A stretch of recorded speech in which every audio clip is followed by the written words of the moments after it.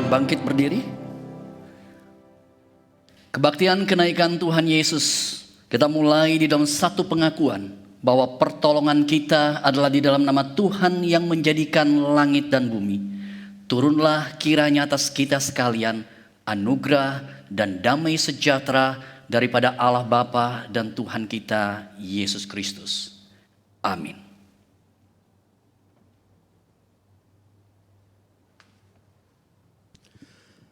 Bagi Dia yang duduk di atas tahta dan bagi Anak Domba adalah puji-pujian dan hormat dan kemuliaan dan kuasa sampai selama-lamanya.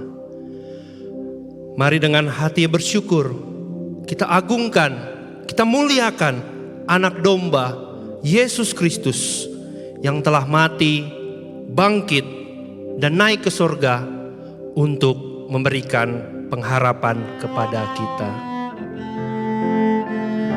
Mulia bagi Anak Domba.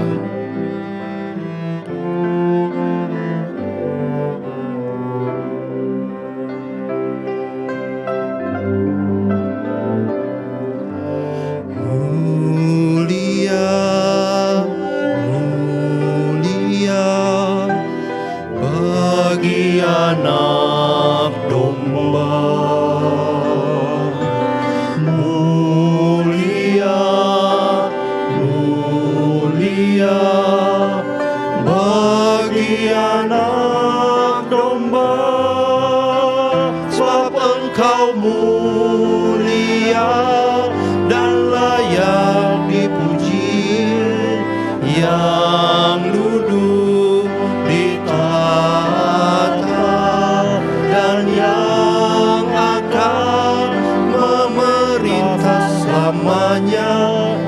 semua yang di bumi.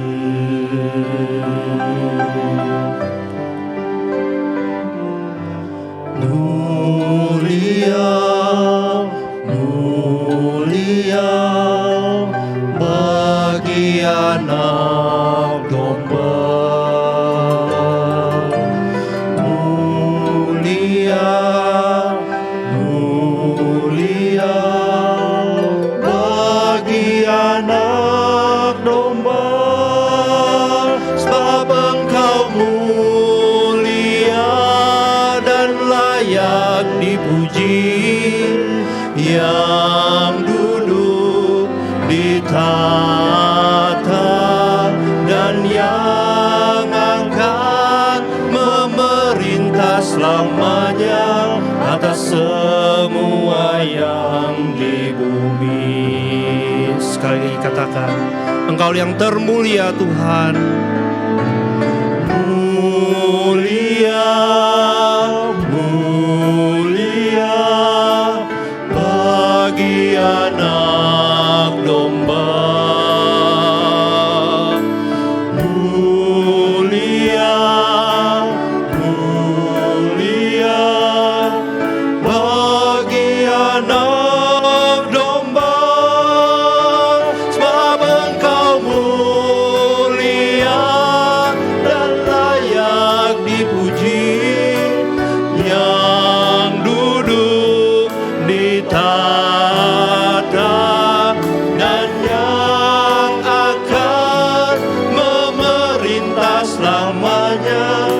Semua yang di bumi, sebab Engkau mulia dan layak dipuji, yang duduk di tahta dan yang akan memerintah selamanya atas semua yang di bumi, atas semua yang di bumi.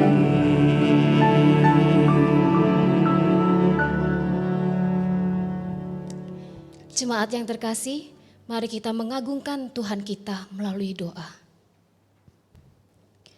Ya Tuhan, Tuhan kami, betapa mulianya nama-Mu di muka bumi. Kristus Anak Domba Allah, Darah-Mu begitu suci yang Kau tumpahkan untuk kami. Dan Engkau adalah Raja segala raja yang berdaulat atas segala sesuatu yang ada di bumi. Dan sungguh tahta-Mu adalah tahta yang kekal. Ketika Engkau menyatakan diri-Mu kepada kami, ketika Engkau Tuhan menyatakan kemuliaan-Mu kepada kami, betapa hati kami begitu gentar.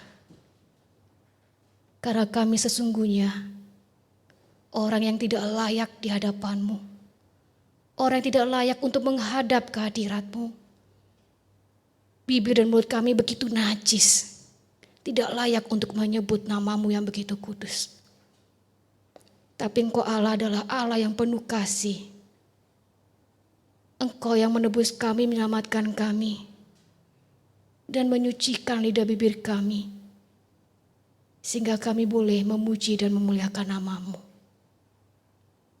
Biarlah seluruh umat yang ada memuji, mengagungkan, menyerukan kemuliaan nama-Mu ya Tuhan. Dan biarlah hidup kami ini menjadi puji-pujian yang indah di hadapan-Mu.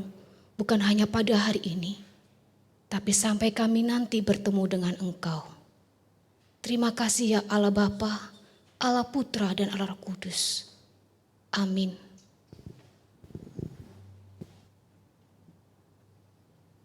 Saudara sekalian, kita akan membaca bacaan bertanggapan kita yang diambil daripada Mazmur 47 ayat yang ke-6 sampai ayat yang ke-9.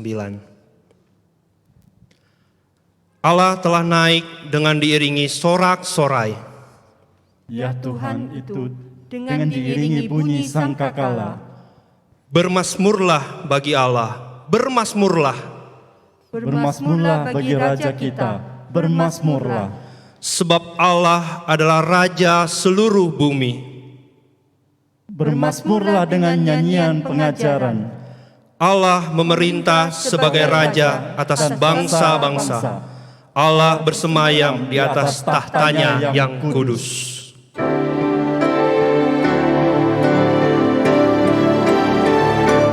Besar Allahku, nyanyikan besar Allahku, selamanya besar dan ajaib Tuhanku. Mari sama-sama kita katakan, kemegahan Raja dalam kemuliaan. Kemegahan Raja dalam kemuliaan, bumi pun bersuka, bumi pun bersuka. Dia datang dalam terang, kegelapan pun sirna. Umatnya bersujud mendengar suaranya. Besar Allahku, nyanyikan besar Allahku, selamanya besar dan ajaib Tuhanku. Engkau layak disembah ya Tuhan, layak disembah. Kau Raja segala raja, hatiku bernyanyi. Kau besar,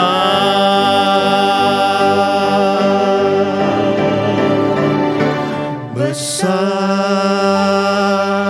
Allahku, nyanyikan besar Allahku, selamanya besar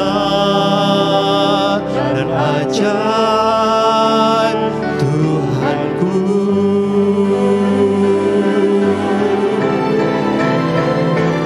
Besar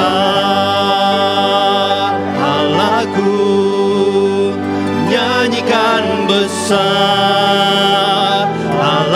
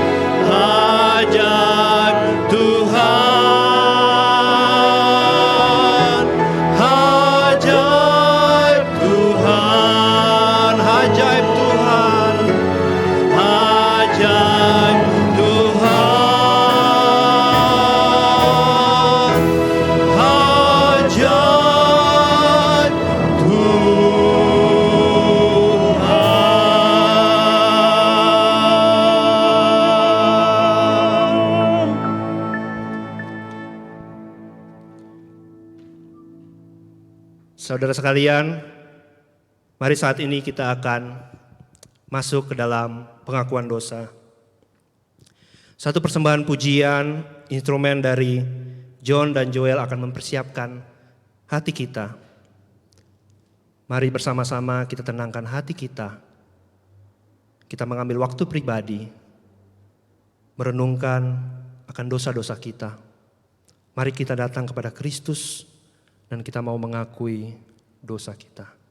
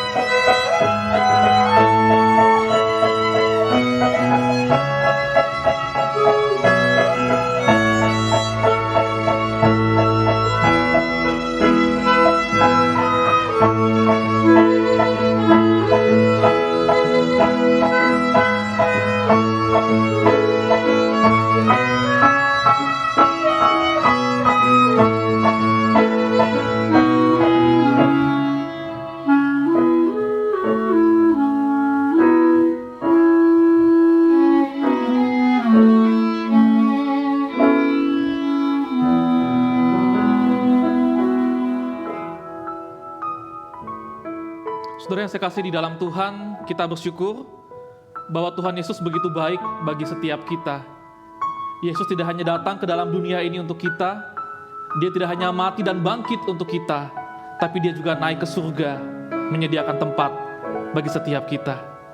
Saudara, dalam ibadah kenaikan Tuhan Yesus pada hari ini, kita diingatkan kembali bahwa misi penebusan Yesus di dalam dunia ini sudah selesai. Dan kita bersyukur kita diangkat menjadi anak-anak Allah oleh pengorbanan Yesus di atas kayu salib bagi setiap kita. Namun bagaimana respon kita akan kasih Yesus kepada setiap kita? Bagaimana hidup kita selama ini, saudara? Apakah kita semakin serupa dengan Tuhan Yesus atau semakin serupa dengan dunia ini? Saudara, mari kita datang kepada Tuhan. Mari kita berkata seperti firman Tuhan di dalam Yesaya 64 ayat yang ke-9. Ya Tuhan, janganlah murka amat sangat dan janganlah mengingat-ingat dosa untuk seterusnya. Sesungguhnya pandanglah kiranya kami sekalian adalah umat-Mu. Saudara, mari kita datang kepada Tuhan, kita mengakui segala dosa kesalahan kita kepada Tuhan dan kita memohon pengampunan daripada Tuhan.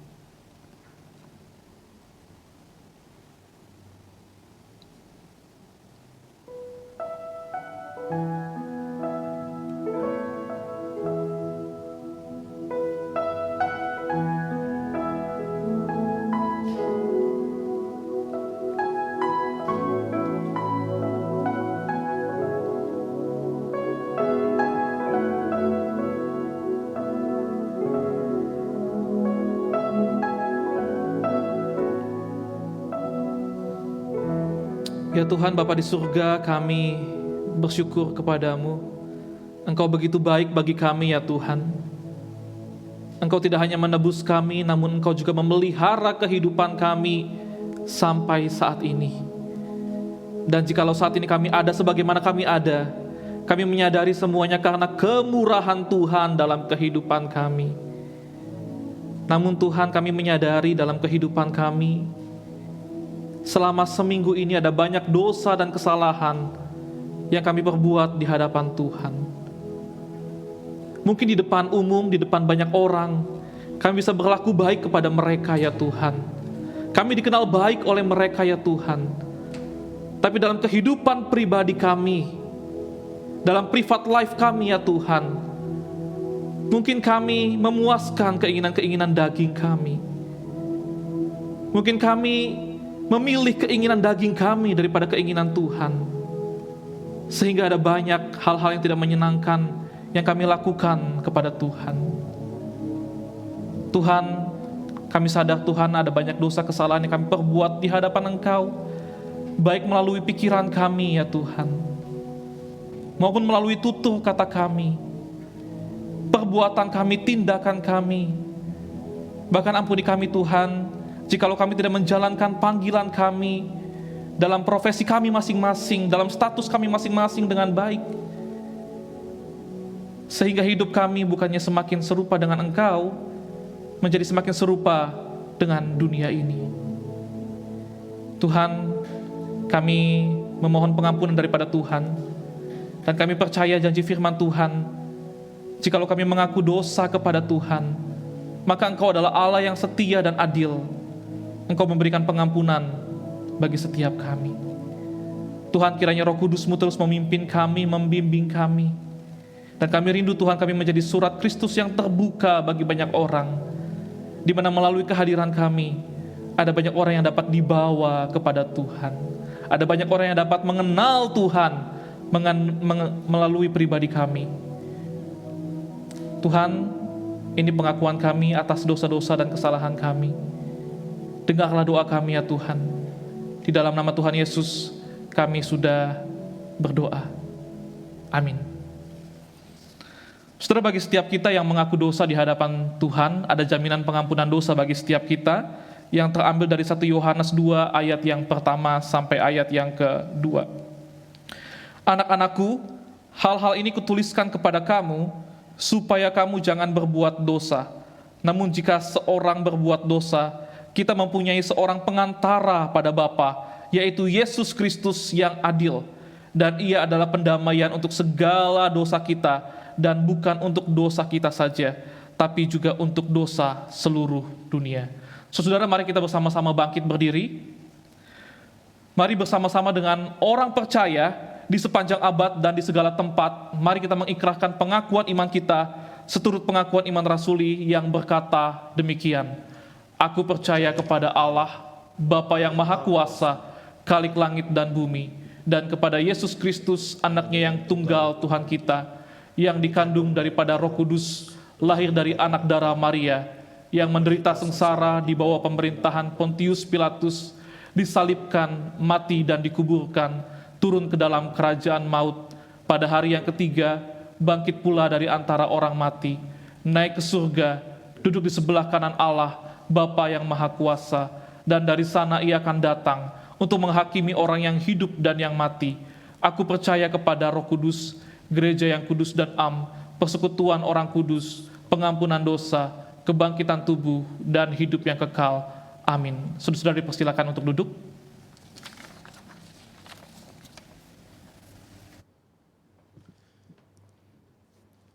Saudara sekalian, saatnya kita akan mendengarkan firman Tuhan. Ia adalah Allah yang hidup. Ia juga yang telah naik ke surga untuk menyiapkan tempat bagi kita. Dan kita percaya suatu hari Ia akan datang kembali.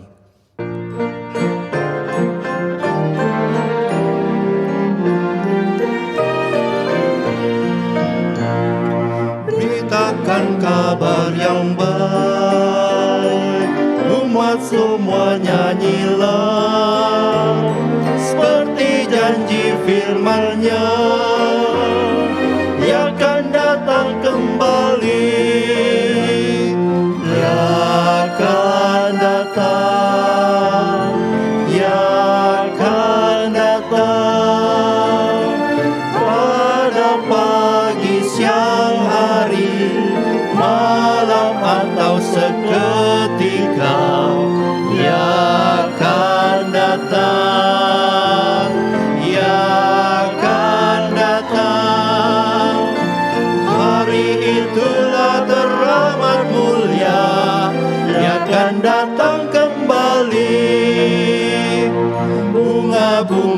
berseri, ladang gunung bergema, langit bumi nyatakan Ia akan datang kembali. Ia akan datang, Ia akan datang pada pagi, siang hari, malam atau seketika. Ia akan datang, Ia akan datang. Hari itulah teramat mulia, Ia akan datang kembali.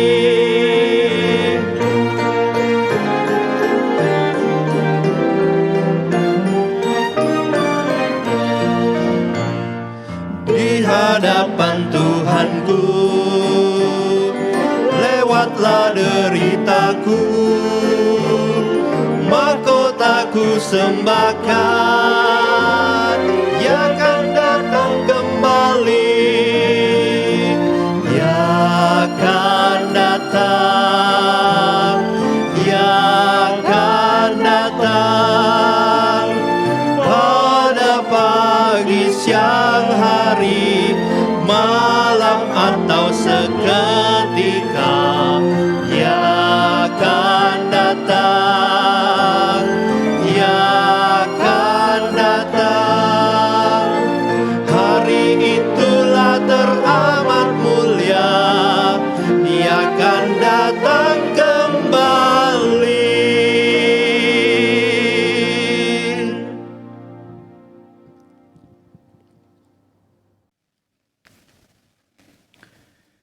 Mari sama-sama kita berdoa kepada Tuhan.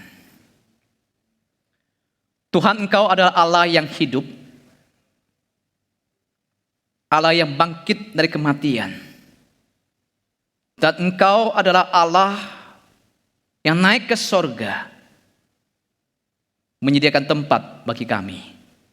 Sehingga di mana Engkau berada, kami pun juga berada. Kiranya Tuhan, setiap kali kami mengingat kenaikan-Mu, memberikan kami satu pengharapan yang pasti akan adanya sorga bagi kami semua. Tuhan berbicara kepada kami, melalui firman Tuhan yang kami baca, menjadi firman yang berbicara kepada kami pada hari ini. Hanya demi nama Tuhan Yesus, kami bersyukur dan berdoa. Amin. Shalom Bapak Ibu kasih Tuhan. Hari ini ada hari yang istimewa. Karena hari ini kita memperingati kenaikan Tuhan kita ke surga. Mari sama-sama kita membaca satu bagian firman Tuhan. Kita akan membaca dari kitab Lukas pasal 24. Kita akan baca ayat 50 sampai 53. Saya akan bacakan buat kita semua. Lalu Yesus membawa mereka keluar kota sampai dekat Betania. Di situ ia mengangkat tangannya dan memberkati mereka. Dan ketika ia sedang memberkati mereka, ia berpisah dari mereka dan berangkat ke sorga. Dan mereka sujud menyembah kepadanya, lalu mereka pulang ke Yerusalem dengan sangat bersuka cita. Mereka senantiasa berada di dalam bait Allah dan memuliakan Allah. Saudaraku dikasihi Tuhan, dalam hidup kita, kita harus mengakui satu peristiwa bahwa perpisahan itu pasti terjadi. Di dalam hidup ini, perpisahan itu pasti terjadi. Setiap pertemuan pasti ada perpisahan. Tidak ada pertemuan yang abadi. Yang ada muncul adalah perpisahan. Meskipun kita tahu bahwa perpisahan itu pasti terjadi, seringkali justru kita itu menyesali dan menangisi perpisahan. Manusia seringkali ketika terjadi perpisahan, manusia justru menyesali perpisahan itu. Kita tahu hari ini kita mengingat akan kenaikan Yesus ke sorga. Kalau kita bicara tentang Yesus naik ke sorga, maka kita bukan berbicara sekedar Yesus naik ke sorga. Tapi lebih daripada itu, bagi murid-murid Yesus, kenaikan itu mesti dilihat bahwa ini adalah satu perpisahan. Ini adalah suatu perpisahan yang terjadi antara Yesus dan murid-muridnya. Nah, di sini kita harus melihat bahwa ketika Yesus naik ke sorga, itu berbicara tentang perpisahan secara jasmani antara Yesus dan murid-muridnya di bumi ini. Yesus naik ke sorga, meninggalkan murid-muridnya. Dan kalau kita perhatikan ketika Yesus meninggalkan murid-muridnya, sebelumnya Yesus itu bersama dengan murid-muridnya, ketika dia terangkat ke sorga, Yesus tidak bersama-sama lagi dengan murid-muridnya. Pertanyaannya Bapak Kasih Tuhan, ketika perpisahan itu terjadi, apakah ini adalah perpisahan yang mendatangkan duka cita? Apakah ini perpisahan yang disesali, yang ditangisi oleh murid-murid Yesus? Satu hal kita tahu pasti bahwa perpisahan ini tidak terjadi secara tiba-tiba. Yesus meninggalkan muridnya itu tidak terjadi tiba-tiba, karena sebelumnya sebenarnya bahwa Yesus itu sudah mempersiapkan perpisahan itu.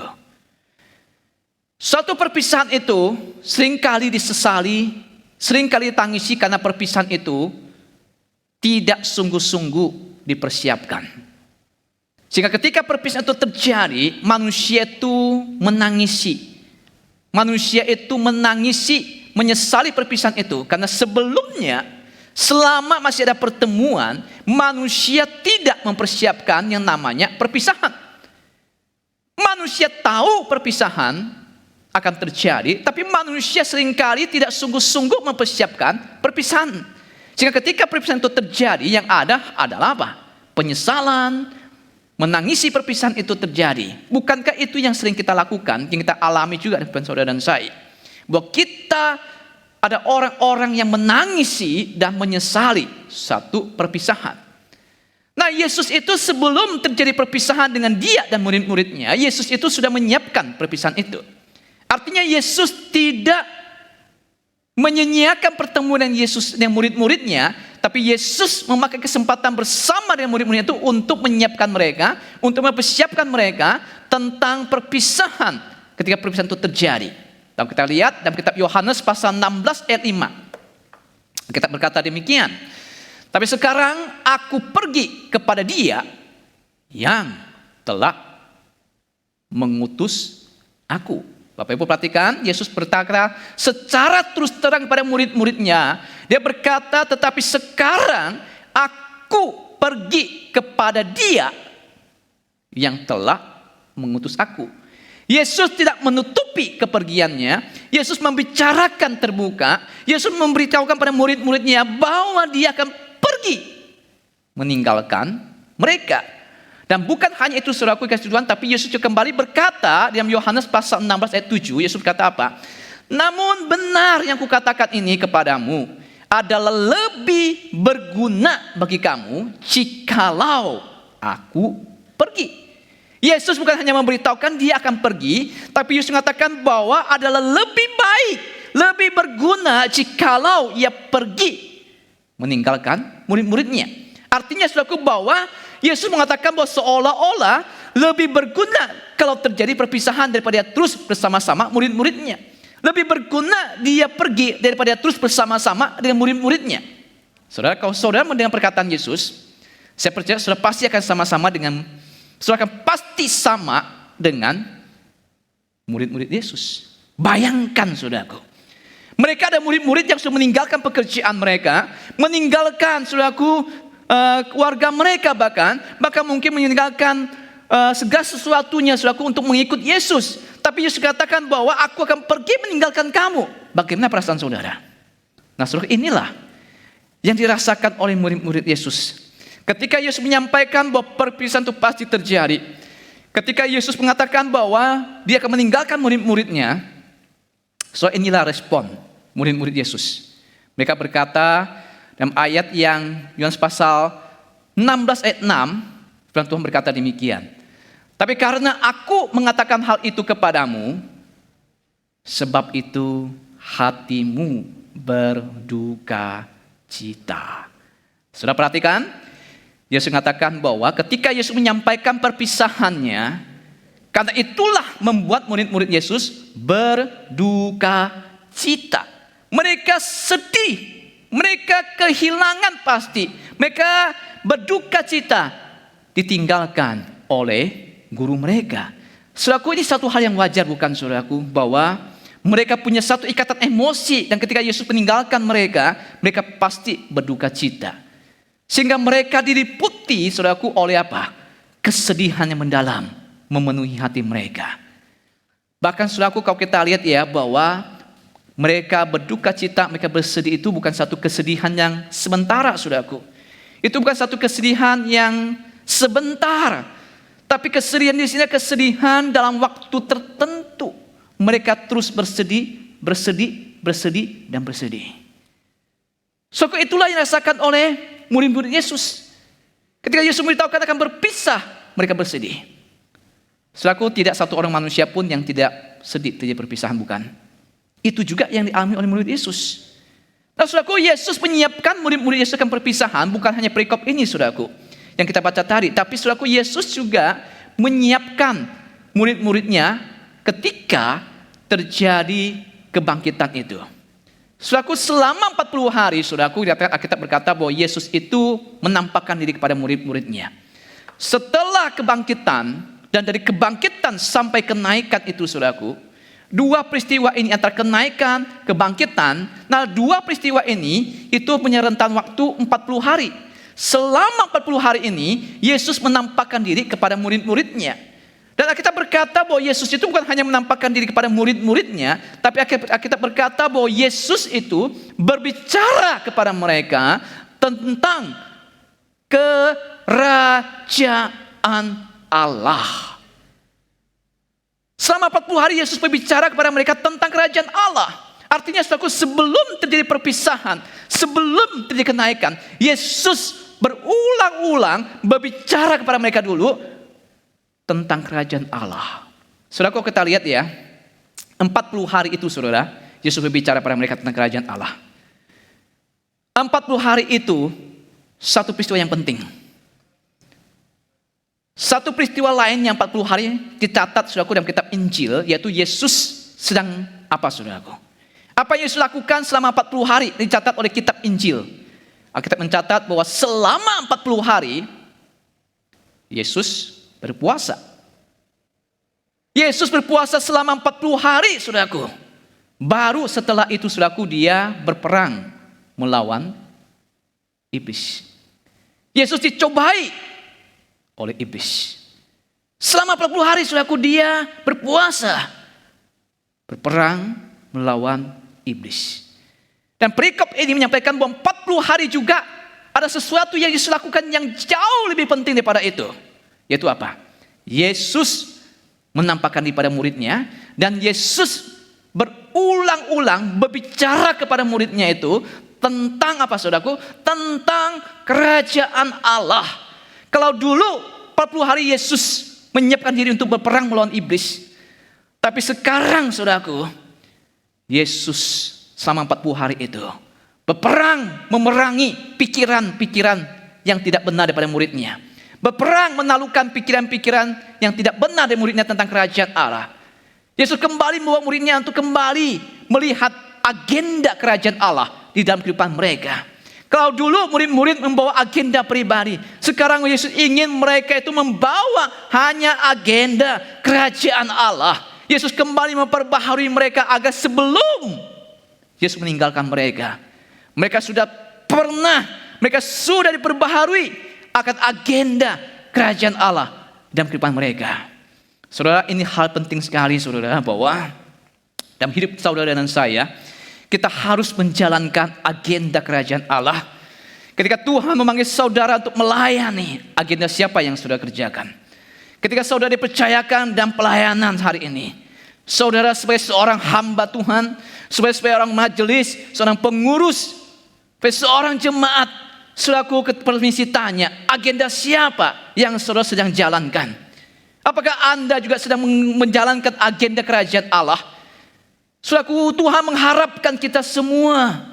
Bahkan dia mengharapkan murid-muridnya itu yang akan meneruskan pekerjaan di dunia ini. Ada murid-murid yang menjalankan agenda kerajaan Allah.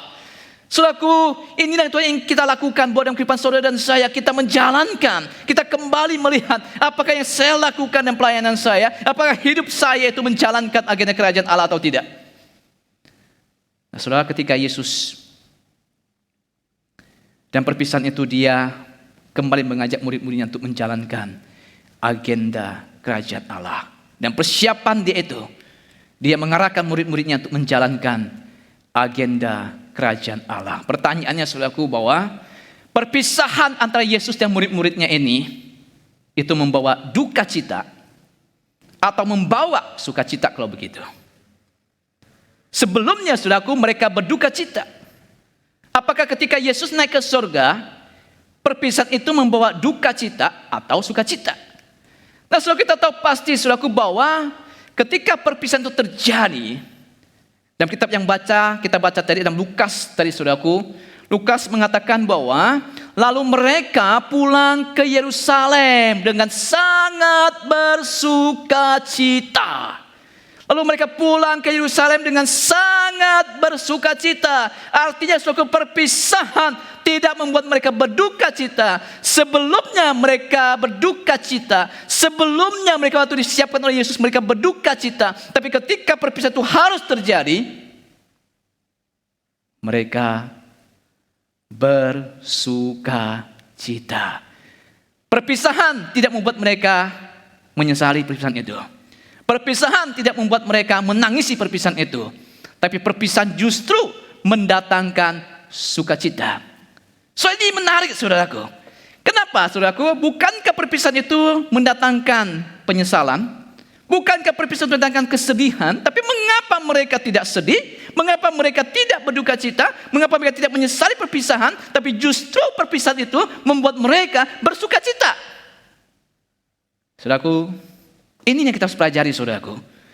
Saudaraku, ketika Yesus berkata bahwa dia akan meninggalkan murid-muridnya, saudaraku lihat, ada satu hal yang penting yang Yesus lakukan yang dicatat oleh Alkitab saudara. Dan saudara mesti lihat bahwa Yesus mengangkat tangannya dan memberkati mereka. Setelah kita berkata bahwa Yesus mengangkat tangannya dan memberkati mereka. Saudaraku, jadi sebelum Yesus meninggalkan mereka, yang Yesus lakukan adalah apa saudaraku? Yesus mengangkat tangan dan memberkati mereka. Di detik-detik terakhir sebelum Yesus meninggalkan mereka, ada Yesus memberkati mereka. Yesus mengangkat tangannya. Yesus mengangkat tangannya memberkati mereka saudaraku. Tangan Yesus adalah tangan yang membawa berkat. Tangan Yesus adalah tangan yang memberkati. Kalau saudara melihat tangan Allah, bukanlah tangan yang menghukum manusia, tapi ada tangan yang membawa berkat bagi manusia. Di dalam pelayanan dia saudaraku, Yesus sering memakai tangannya itu untuk memberkati orang. Di dalam pelayanan Yesus sering memakai tangannya itu saudaraku untuk membawa berkat bagi orang lain. Dengan tangannya dia menjamah orang kusta yang hina itu. Dengan tangannya saudaraku yang mengangkat Petrus yang hampir tenggelam di laut.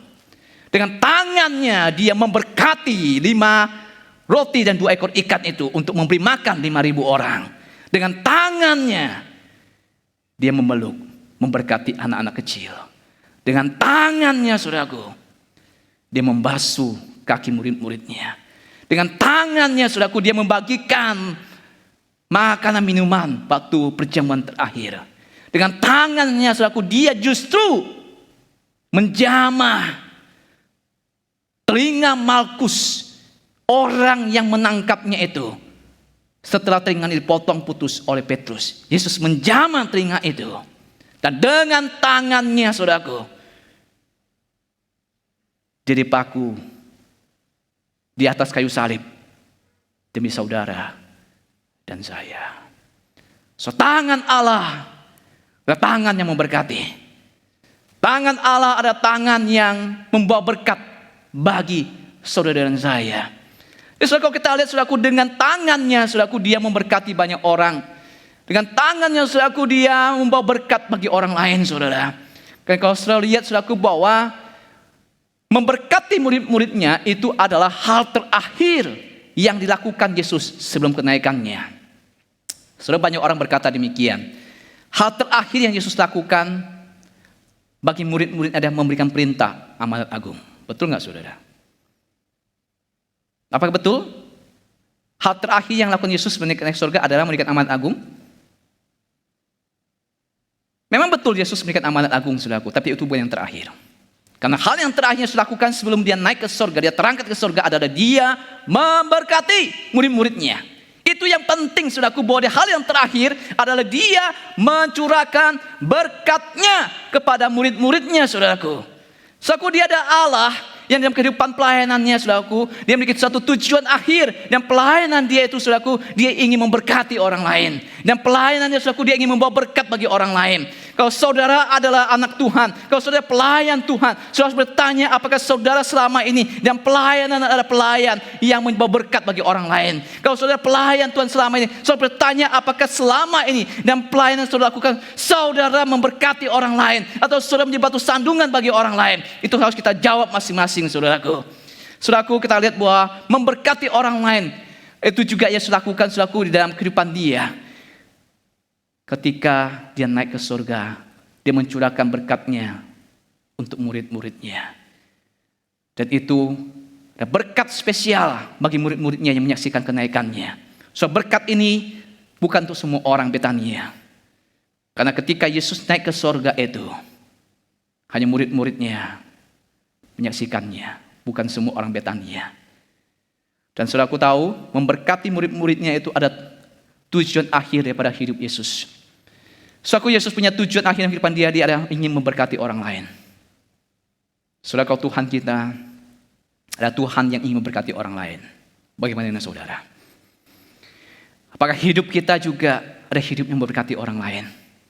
Apakah hidup kita juga hidup yang membawa berkat bagi orang lain? Apakah mulut saudara ada mulut yang membawa berkat?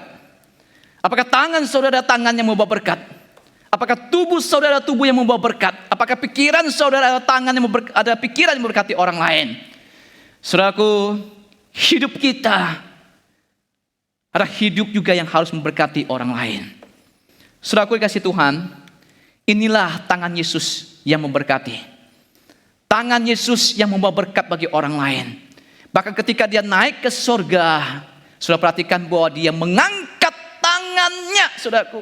Berarti saudaraku, dia mengangkat tangannya untuk memberkati murid-muridnya itu saudaraku. Dia tidak berdiam diri naik ke surga. Dia berdiam diri, dia tidak berdiam diri saudaraku. Tapi dia mengangkat tangannya itu.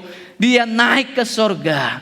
Saudaraku, hal terakhir yang saya lakukan saudaraku adalah dia mengangkat tangannya. Saudara perhatikan, waktu Yesus memberkati muridnya yang mengangkat tangan itu saudaraku, maka dipastikan bahwa murid-murid Yesus itu melihat dengan jelas. Melihat bahwa tangan itu sedang memberkati mereka. Bahwa tangan itu kembali memberkati mereka. Tangan itu terangkat ke surga. Tangan itu terangkat saudaraku memberkati mereka. Saudaraku, ketika mereka melihat tangan itu, tangan seperti apa yang dilihat oleh mereka saudaraku?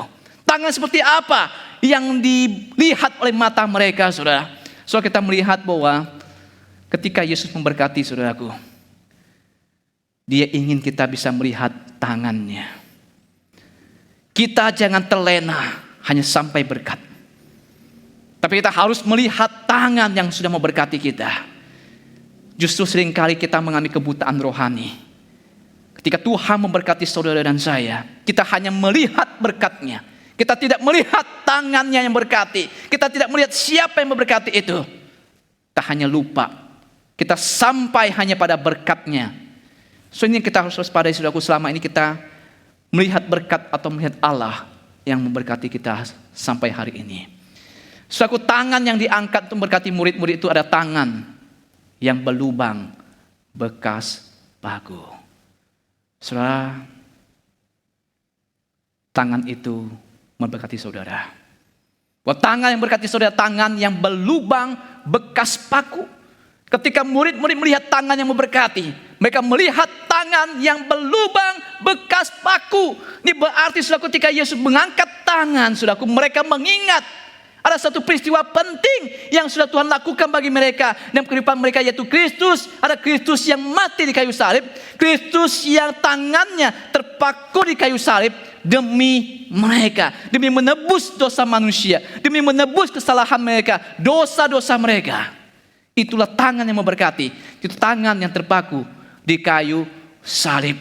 Kalau saudara berbicara tentang Yesus memberkati, saudaraku, saudara mesti lihat konteksnya bahwa pada saat itu ketika murid-murid Yesus melihat tangan yang memberkati itu, sebenarnya mereka sedang mengingat satu peristiwa yang penting, yaitu mereka mengingat adanya tangan imam yang memberkati mereka.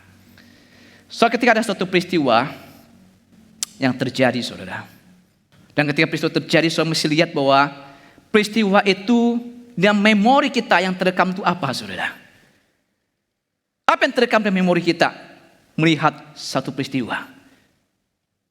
So kalau saudara melihat angpau misalnya, ketika orang melihat angpau, saudaraku, apa yang terekam dalam memori orang melihat angpau itu? Saya percaya kita pasti mengingat, oh ini perayaan Imlek dan orang membagikan angpau. Ketika murid-murid melihat Yesus mengangkat tangan berkati mereka, maka saudaraku, hal yang lumrah yang mereka ingat adalah seperti seorang imam yang memberkati umat Israel. Saudaraku, seorang imam memberkati umat Israel ketika imam itu, saudaraku, memberkati ketika pada hari raya pendamaian, saudaraku. Pada hari raya pendamaian seorang imam mengangkat tangan dan memberkati Israel. Setelah ia selesai mempersembahkan apa? Korban penghapus dosa dan keselamatan. Artinya bahwa sebelum terjadi persembahan korban penghapus dosa dan keselamatan, maka imam tidak boleh mengangkat tangan memberkati. Pengangkatan tangan untuk memberkati terjadi setelah imam mempersembahkan korban penghapus dosa dan keselamatan. Baru dia boleh mengangkat tangan dan memberkati. Nah, saudaraku, Yesus adalah anak domba Allah. Kitab Yohanes mengatakan, saudaraku, bahwa lihatlah anak domba Allah.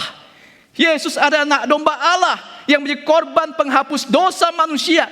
Yesus adalah anak domba Allah yang dikorbankan untuk menghapus dosa manusia, untuk menebus dosa manusia. Dan di atas salib dia sudah melakukannya dan dia berkata, sudah selesai. Artinya, saudaraku, Yesus sudah selesai menjadi korban penebus dosa manusia. Dan ketika murid-murid melihat tangan Yesus yang belum membekas paku itu, mereka ingat, mereka tahu bahwa Yesus adalah korban penghapus dosa yang sudah selesai. Dan dia boleh mengangkat tangannya memberkati murid-muridnya. Saudaraku, mereka mengenal bahwa Tuhan mereka adalah Tuhan yang mati bagi dosa mereka. Mereka juga mengenal bahwa Tuhan mereka adalah Tuhan yang mencintai mereka sampai menyerahkan tangannya di kayu salib. Saudara, kalau kita perhatikan, saudaraku, bahwa hal selanjutnya yang sering terjadi adalah apa, saudaraku, bahwa ketika kita berbicara tentang kenaikan Kristus, saudara, kita mesti ingat bahwa kenaikan itu berbicara tentang Tuhan berkati. Alkitab berkata, dan ketika ia sedang memberkati mereka, ia terpisah dari mereka dan terangkat ke surga. Saudara, perhatikan sekali lagi. Ketika ia sedang memberkati mereka, ia terpisah dari mereka dan terangkat ke surga. Artinya, ketika Yesus sedang memberkati, maka ia itu terangkat ke surga, saudaraku. Dia bukan hanya meninggalkan murid-muridnya, tapi dia memberkati murid-muridnya. Saudara, perhatikan bahwa keberkat itu diberikan, saudaraku, ketika Yesus terangkat ke surga. Saudara, perhatikan saat ini.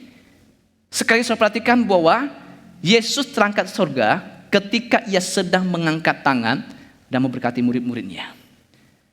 Ketika dia terangkat ke surga, dia tidak menurunkan tangannya, tapi tangannya terus terangkat dan memberkati murid-muridnya. Artinya apa, saudaraku? Ada yang berkata, kalau begitu Yesus belum selesai dong memberkati murid-muridnya. karena dia harus terangkat ke sorga. Kalau begitu berkatnya tidak penuh dong, karena dia sedang memberkati murid-muridnya. Saudaraku, tangan yang terangkat memberkati sampai ke sorga itu berarti, saudaraku, bahwa Yesus memberkati murid-muridnya di bumi. Tapi ketika Yesus sampai di sorga, dia adalah Yesus yang terus memberkati, dan memberkati. Saudara sekalian, dia bukan hanya memberkati di bumi, tapi dia adalah Allah yang ketika sampai di sorga, dia adalah Allah yang memberkati. Dia memberkati saudara, dia memberkati saudara sepanjang waktu. Bahkan sampai di sorga pun berkat itu terus berkelanjutan memberkati saudara. Berkat itu tidak pernah berhenti. Terus ada sepanjang masa bagi saudara dan saya. Saudaraku, sehingga kalau kita melihat, saudaraku, bahwa ketika Kristus itu memberkati, saudara, kita melihat bahwa murid-murid melihat bahwa tangan itu memberkati. Tapi mereka juga mesti sadar bahwa mereka melihat bahwa tangan yang memberkati itu menjadi tidak terlihat memberkati. Artinya begini, saudaraku. Ketika Yesus naik ke sorga, murid-murid itu awalnya bisa melihat tangan Yesus memberkati. Tapi ketika dia terangkat ke sorga dan sudah hilang di penglihatan mereka, kan Yesus tetap mengangkat tangan. Maka tangan yang memberkati itu menjadi tidak terlihat memberkati. Sebelumnya mereka bisa melihat tangan yang memberkati, tapi ketika Yesus naik ke sorga, maka mereka tidak lagi melihat tangan yang memberkati itu. Saudaraku, itulah menjadi orang Kristen. Itu berarti ada satu kesediaan, saudara, kita mengikuti Kristus yang kelihatan memberkati menjadi tidak terlihat memberkati. Saudara, kadang-kadang kita berpikir, ya, apakah Tuhan memberkati saya? Pernahkah saudara berpikir dan saudara bertanya, Tuhan, benarkah Engkau memberkati saya, Tuhan? Kenapa saya tidak melihat Engkau memberkati saya? Kenapa saya tidak bisa merasakan Engkau memberkati saya, Tuhan? Pernahkah saudara bertanya pada Tuhan, Tuhan, apakah Engkau memberkati kita di masa pandemi ini? Apakah Engkau Allah yang kelihatannya memberkati kita di masa-masa kita punya ekonomi yang sulit? Apakah Engkau Allah yang terlihat memberkati ketika saya sedang sakit parah? Apakah Engkau Allah yang terlihat memberkati ketika saya sedang berjuang di dalam masalah keluarga saya? Apakah Engkau Allah yang terlihat memberkati ketika saya sedang bergumul satu penyakit? Seringkali kita merasa Tuhan tidak terlihat memberkati. Saudara, kalau kita mau jujur, saudara, kita mungkin berpikir, mana ada berkat Tuhan di masa pandemi? Mana ada berkat Tuhan ketika ekonomi saya sedang susah? Saudaraku, inilah kehidupan kita.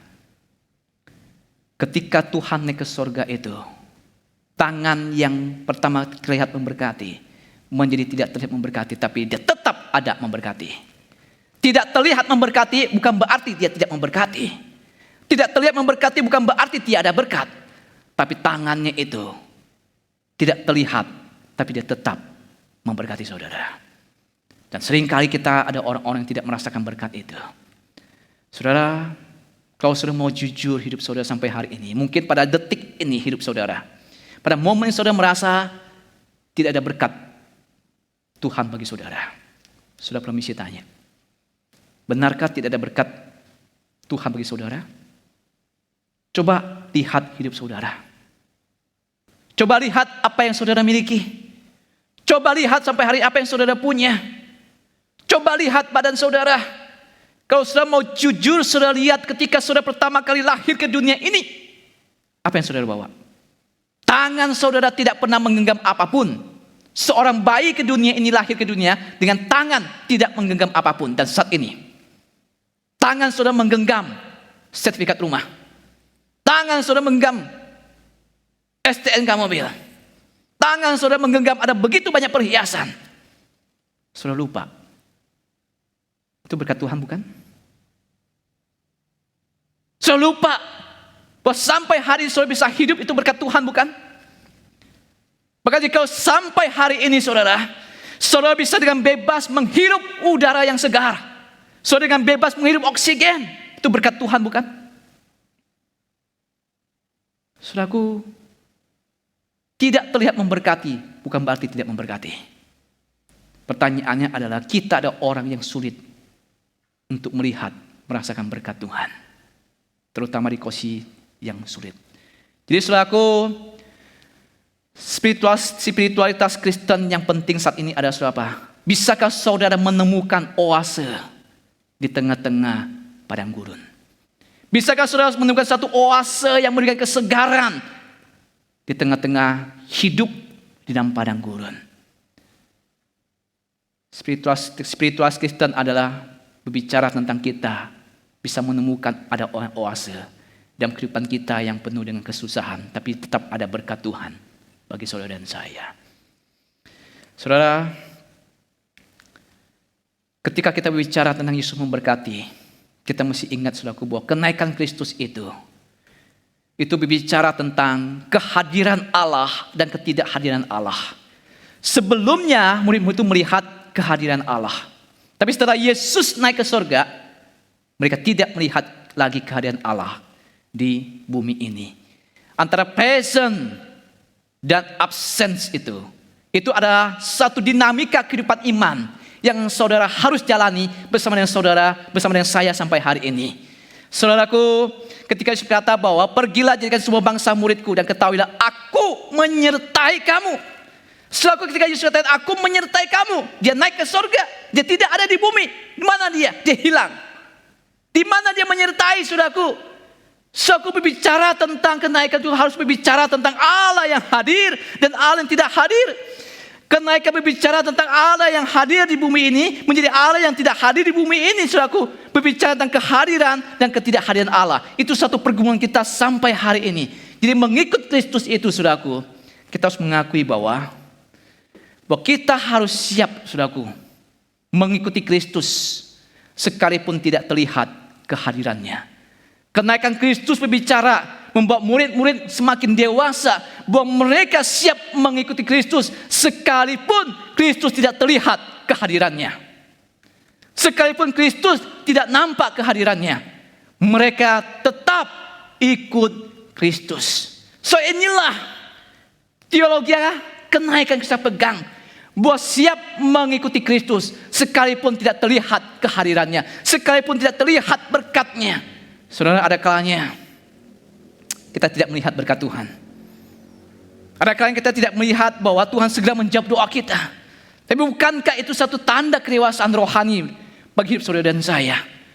Saudaraku, kita hidup di masa-masa yang penuh kritis, saudaraku. Mungkin ada hal-hal yang tidak kita pahami ketika di masa pandemi ini.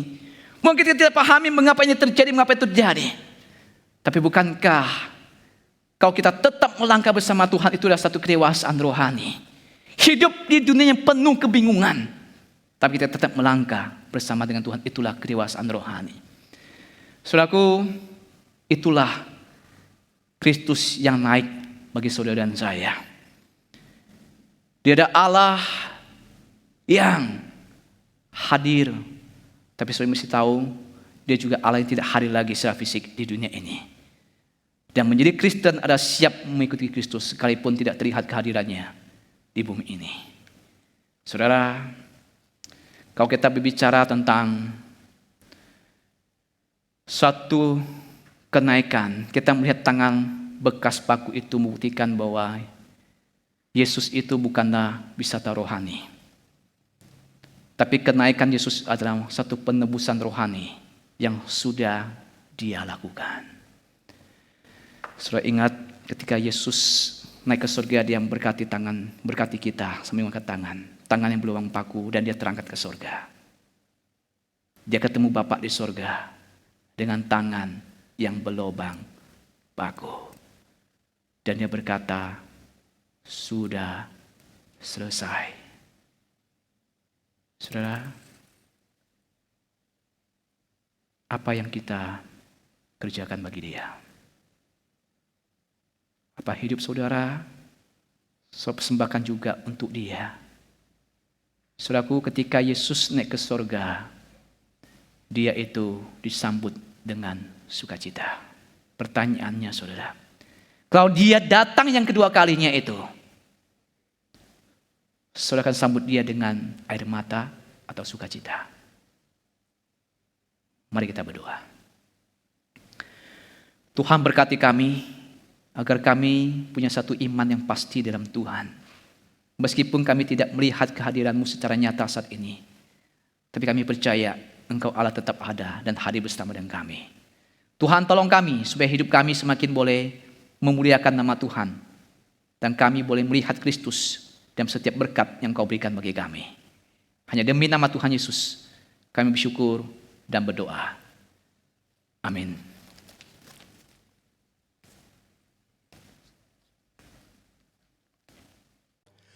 Sesudah itu datanglah setiap orang yang tergerak hatinya, setiap orang yang terdorong jiwanya, membawa persembahan khusus kepada Tuhan untuk pekerjaan melengkapi kemah pertemuan, dan untuk segala ibadah di dalamnya, dan untuk pakaian kudus itu.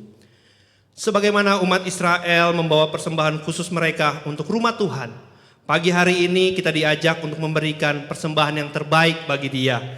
Mari sama-sama kita siapkan persembahan yang terbaik kita dan kita memberikan kepada Tuhan.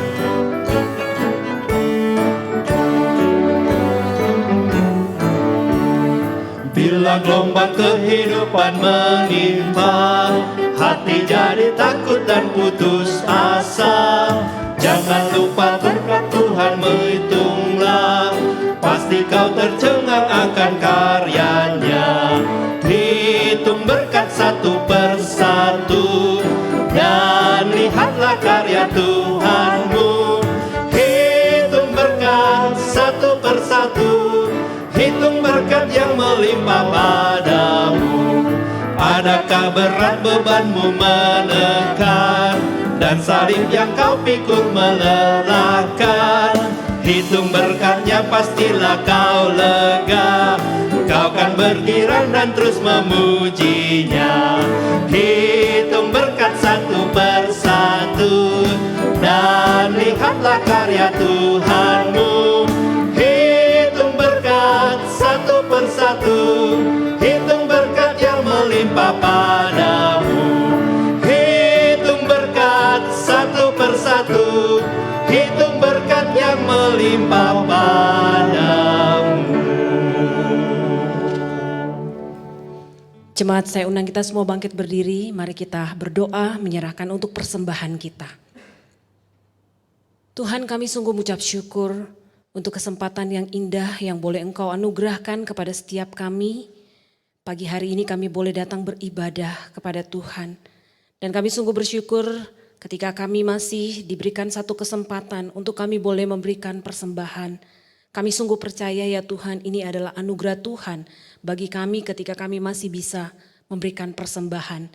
Kami berdoa menyerahkan ke dalam tangan-Mu. Biar Engkau memberkati persembahan kami ya Tuhan. Kiranya Engkau boleh memakai untuk boleh menjadi alat pekerjaan Tuhan bagi gereja ini dan juga bagi orang-orang di sekitar kami. Kiranya Tuhan Engkau memberkati setiap mereka yang Tuhan percayakan juga untuk mengelola persembahan ini. Tuhan berkati semuanya. Terima kasih Tuhan, biarlah Tuhan juga terus menolong kami untuk boleh mengajarkan. Supaya kami juga bukan hanya mempersembahkan uang kami sebagai persembahan, tetapi kami juga belajar untuk mempersembahkan hidup kami sebagai persembahan yang hidup, yang kudus dan yang berkenan kepada Tuhan. Terima kasih, sekali kami bersyukur untuk persembahan kami pada pagi hari ini ya Tuhan. Kiranya Engkau boleh memakai ini, boleh menjadi alat kemuliaan bagi nama Tuhan. Kami persembahkan ke dalam tangan-Mu, hanya dalam satu nama, Tuhan Yesus Kristus, Tuhan yang adalah Tuhan dan Juru Selamat kami yang hidup. Kami berdoa. Amin. Jemaat dipersilakan duduk dan kita akan mendengarkan warta jemaat.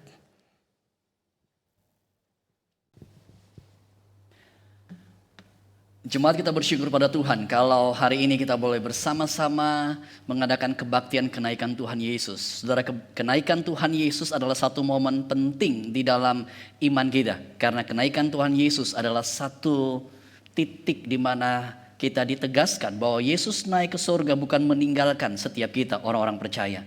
Tapi Yesus naik ke surga untuk kemudian berada di sorga untuk menjadi Allah yang kemudian menjadi pendoa syafaat bagi kita dan menjadi perantara bagi setiap kita. Dan saudara, ketika bicara mengenai kebaktian kenaikan Tuhan Yesus, maka kita juga diingatkan bahwa kenaikan Tuhan Yesus akan diikuti nantinya dengan Pentakosta, dengan turunnya Roh Kudus. Karena itu saya sangat mendorong di dalam hari-hari ke depan, minggu-minggu ke depan ini, hingga kebaktian Pentakosta kita akan lakukan bersama, maka pakai waktu untuk mengarahkan hati kepada Tuhan, dan kita mempersiapkan hati menantikan di dalam pemenuhan Roh Kudus yang semakin lebih melimpah di dalam hidup kita. Saudara, Tuhan memberkati setiap kita, dan kita bersyukur untuk kebaktian yang boleh kita lakukan dengan anugerah Tuhan. Dan saudara, kami juga mengingatkan bahwa hari ini hari Kamis, jadi beberapa hari ke depan kita akan kembali beribadah. Dan mari kita juga siapkan hati di dalam ibadah yang kita akan lakukan bersama pada beberapa hari ke depan. Tuhan memberkati setiap jemaat sekalian. Mari kita akan akhiri ibadah kebaktian kenaikan Tuhan Yesus ini. Kita akan mengembalikan segala kemuliaan bagi Allah Tritunggal. Jemaat kami undang bangkit berdiri, kita akan menaikkan doksologi.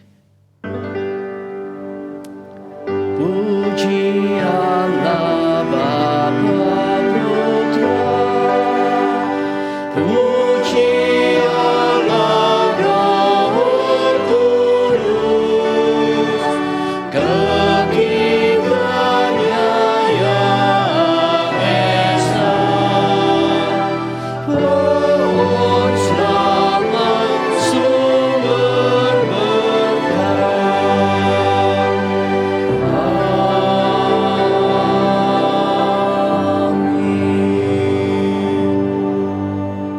Jemaat dikasihi Tuhan, arahkanlah hatimu kepada Tuhan, serta terimalah berkat daripada Allah Tritunggal. Kasih daripada Allah Bapa, Allah yang selalu menyatakan kasih-Nya yang melimpah kepada setiap anak-anak-Nya, serta anugerah daripada Tuhan kita Yesus Kristus, Tuhan yang sudah datang untuk mati bagi setiap kita, dan Dia bangkit, dan yang hari ini kita mengingat akan kenaikan Yesus ke surga, serta penyertaan, bimbingan, dan pertolongan daripada Allah Roh Kudus, berkat Allah Tritunggal turun atas hidupmu masing-masing, menyertai engkau semuanya, mulai saat ini sampai kita berjumpa muka dengan Kristus, bahkan sampai selama-lamanya. Amin.